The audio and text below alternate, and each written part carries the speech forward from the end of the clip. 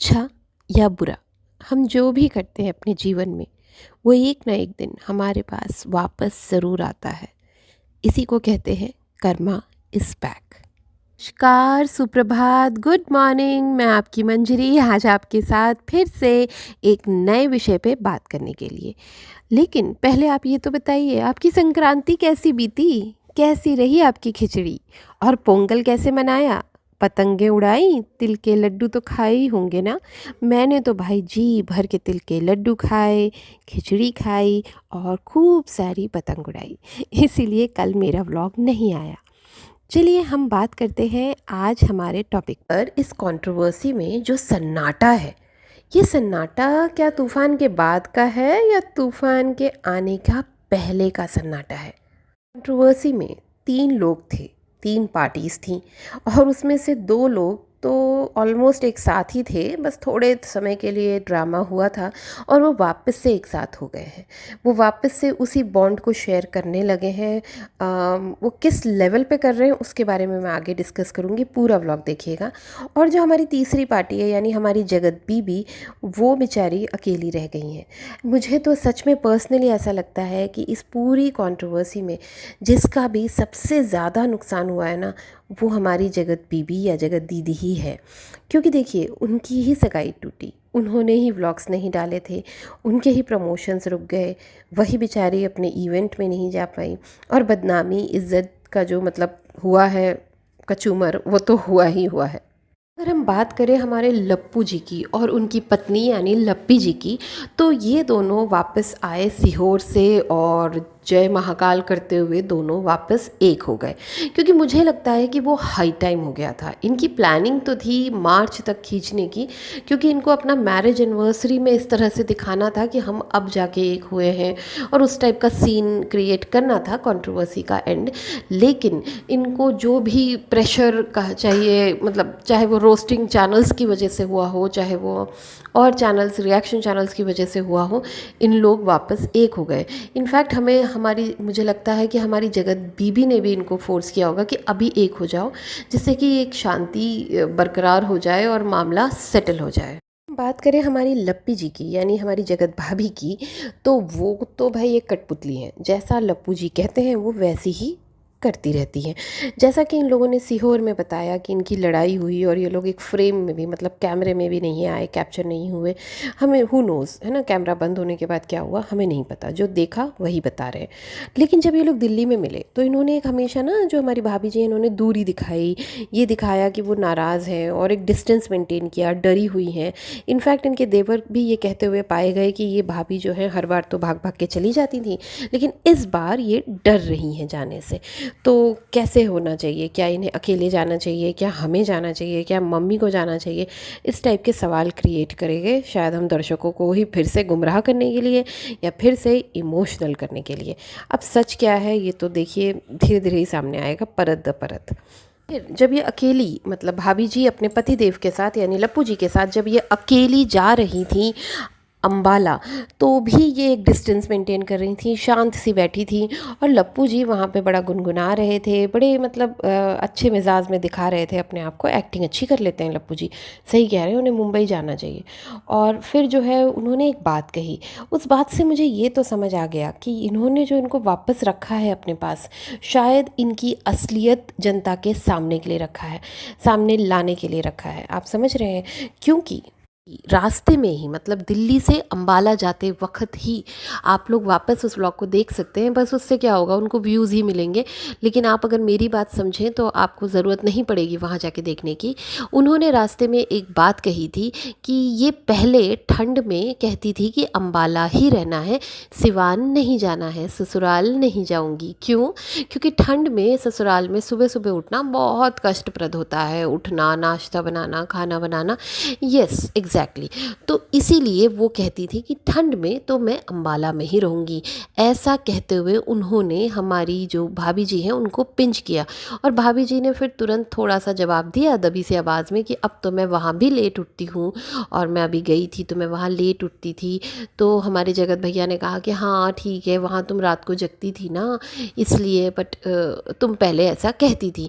Indirectly जिन लोगों की नज़रों में भाभी जी का नाम बहुत ऊपर उठा उठ चुका था, जिन लोगों ने भाभी जी को बहुत सपोर्ट किया था, यानी कि उनके ससुराल वाले, यानी कि हम जनता लोग कि हमारी भाभी जी और उनके घर वाले जो भी उनके ससुराल में हैं, उन लोगों को असलियत दिखाने के लिए लप्पू ने ये डायलॉग मारा था।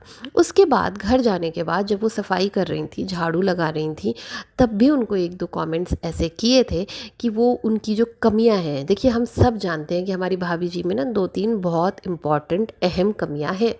वो हैं कि वो अपना घर ठीक से नहीं संभाल पाती हैं।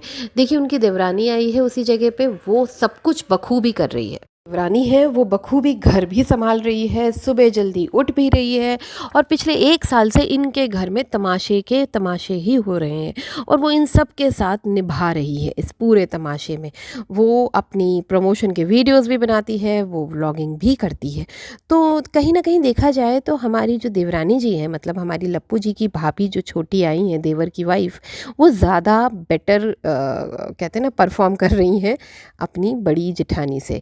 तो सभी समझते हैं, देखिए हम व्यूअर्स भी, हम औरतें हैं, मैं एक औरत हूँ, मैं समझ सकती हूँ देख के कि भाई हमारी लप्पू जी की जो वाइफ है वो अपना घर प्रॉपरली मेंटेन नहीं कर रही हैं। बड़ा सा घर बना लेना, महल खड़ा कर लेने से कुछ नहीं होता है, उसकी मेंटेनेंस बहुत इंपॉर्टेंट होती है, और मेंटेनेंस आप लेबर से नहीं करा सकते। खुद अपने घर में रह के उस महिला को, जो घर की महिला है, उसे भी और पुरुष को भी, मैं ये नहीं कह रही कि सिर्फ महिला को, लेकिन एक इम्पॉर्टेंट रोल महिला प्ले करती है। वो घर की जो स्त्री होती है ना, वो इम्पॉर्टेंट रोल प्ले करती है, जो हमारी कहीं ना कहीं लप्पू जी में लप्पी जी में मिसिंग है। तो उनको उन चीज़ों पे ध्यान दिलाते हुए, वो जैसे वो नाश्ता खाना, उनके पास वैरायटीज़ नहीं होती हैं, उन्हें नहीं पता होता है कि किस तरह से वैरायटी फूड बनाना है, वो वही वही बनाती रहती हैं, और उनका मन भी नहीं लगता है, ना खाना बनाने में लगता है, ना घर संभालने में लगता है। उनका मन लगता है सुंदर सुंदर कपड़े पहनने में, प्रमोशन के वीडियोस बनाने में, डांस करने में। तो उन्हीं चीज़ों पे ध्यान दिलाते हुए हमारे लप्पू जी उनको कुछ ना कुछ कमेंट्स पास कर रहे थे। उसके बाद इन लोग आते हैं लाइव में, और उस लाइव में बहुत सारे लोग कमेंट करते हैं कि आप उसमें अपनी ननंद जी को ज्वाइन करें, यानी लप्पू जी अपनी सगी बहन को ज्वाइन कराएं, ऐड कराएं, क्योंकि वहाँ पे उनका देवर था, और इनके जो सो कॉल्ड बिट्टो जी के हस्बैंड है ना, वो बिट्टो जी भी थे, वो उनको ना मतलब प्रोटेक्ट करने के लिए थे। तो वहाँ पे सब लोग कहते हैं कि आप अपनी बहन को भी ज्वाइन कराइए, बट वो इस चीज़ को निगलेक्ट कर देते हैं। इनफैक्ट जब सबसे पहले हमारे जो राजकुमार बाबू हैं उन्होंने ज्वाइन किया, तो उन्होंने उनको ग्रीट नहीं किया, कुछ नहीं कहा। लेकिन जैसे ही बिट्टो जी एंड उनके हस्बैंड ने ज्वाइन किया, इन्होंने ग्रीट किया, उनको बहुत ज़्यादा पैम्पर किया हमारी बिट्टो जी को। लेकिन देवर जी को कुछ भी नहीं मिला, ना भाभी से ना भाई से। और ननन जी, जिस बेचारी ने इस पूरी कंट्रोवर्सी में अपना घर परिवार हिला के 2-2 3-3 बार भागा दौड़ी करके बैंगलोर से आई गई, उनको ऐड तक नहीं किया उस बंदे ने, इनफैक्ट कुछ बोला तक नहीं मुंह से। तो ये सारी चीज़ें ना कहीं लगती हैं कि वो अभी भी उसी चीज़ों में इंडल्ज्ड है, बस वो दिखावा कर रहा है अपनी जगत बीबी के कहने पे। पंच ऑफ दिस वीडियो तो सबसे मज़ेदार ये है कि उस लाइव में उन्होंने जनता को ऐड किया स्ट्रीम यार्ड पे, और जैसे ही हमारी जनता जनार्दन ऐड हुई, उसमें जो पहला सवाल था वो ये था कि आप दोनों तो एक हो गए, हमारी जगत दीदी का क्या, हमारी जगत दीदी को क्या मिला, उनका ही सबसे ज़्यादा नुकसान हुआ। तो हमारे जो भैया हैं लप्पू जी, वो स्पीचलेस रह गए, उनके मुँह से एक शब्द नहीं फूटा। और फिर हमारे बाबूजी है ना, राजकुमार बाबू, वो आ गए उन्हें सेफ गार्ड करने। इसीलिए तो शायद उनको और बिट्टू जी को सबको ऐड किया गया था ना, कि कोई साथ देगा, क्योंकि इनकी पत्नी तो कुछ बोल नहीं पाती, वो बिना सपोर्ट के कुछ कर नहीं पाती। तो उनका सपोर्ट सिस्टम बनने के लिए उन लोगों को ऐड कराया गया था। तो उन्होंने उसका जवाब नहीं दिया और कहा, अरे यार अब इस बारे में क्यों बात कर रहे हैं जब सब खत्म हो गया।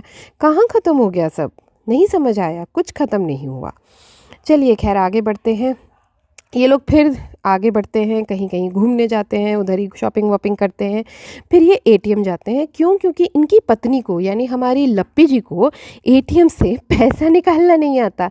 हमारी डॉलर कमाने वाली जगत भाभी एटीएम से पैसे नहीं निकाल पाती। रियली क्या ही है भाई, हद है। क्या मतलब, बीबी है एटीएम से पैसे नहीं निकाल पाती, और उधर तुम्हारी दूसरी मतलब बाहर वाली है, उसको पता ही नहीं है दीन दुनिया में क्या हो रहा है। चलिए खैर फिर ये लोग रोज़ रोज़ लाइव पे आते हैं, इन्हें मज़ा आने लगता है। कोई कहता है आई लव यू कहो, कोई कहता है सोना बाबू कहो, ये कुछ नहीं करते हैं, एक दूसरे पे डालते रहते हैं। लेकिन उसके बाद इनको अक्ल आती है और ये शुरू कर देते हैं, बाबू बाबू ये कर दो, बाबू वो कर दो, बाबू ये कपड़े का प्रमोशन कर दो। जिसके लिए इनको लाया गया है ना हमारी सेल्स भाभी को इसीलिए रीइंस्टेट किया गया है कि ये जो टीसो का काम है ये अच्छे से चल पाए, है ना। नहीं तो कैसे बेचारे वो साड़ियाँ और ब्लाउज़ और पेटीकोट्स बेच पाएंगे। एग्जैक्टली। तो इन्होंने जो भी है आजकल बाबू बाबू बोलना शुरू कर दिया है। आज तो गोद में भी उठा लिया है, अब एक दिन गोद में उठा के आई लव यू भी कह देंगे। सब कुछ बहुत ही फिल्मी है। आज भी मैं मतलब कहते हैं ना गारंटी से कह सकती हूँ कि इनका रिश्ता अभी भी जगत दीदी से वैसे का वैसा ही है। ये जो भी हो रहा है सिर्फ दिखावा है, जनता को शांत करने की एक टेक्निक है। Thank you so much. लेकिन आज मैं किसी को नहीं कहूँगी कि प्लीज़ मुझे सब्सक्राइब करो, क्योंकि आप लोग करते ही नहीं, मेरी बात मानते ही नहीं। इसलिए मैं किसी से नहीं कहूँगी कि मुझे सब्सक्राइब करो। बस देख लो मेरा व्लॉग, इतना ही काफ़ी है मेरे लिए। Thank you.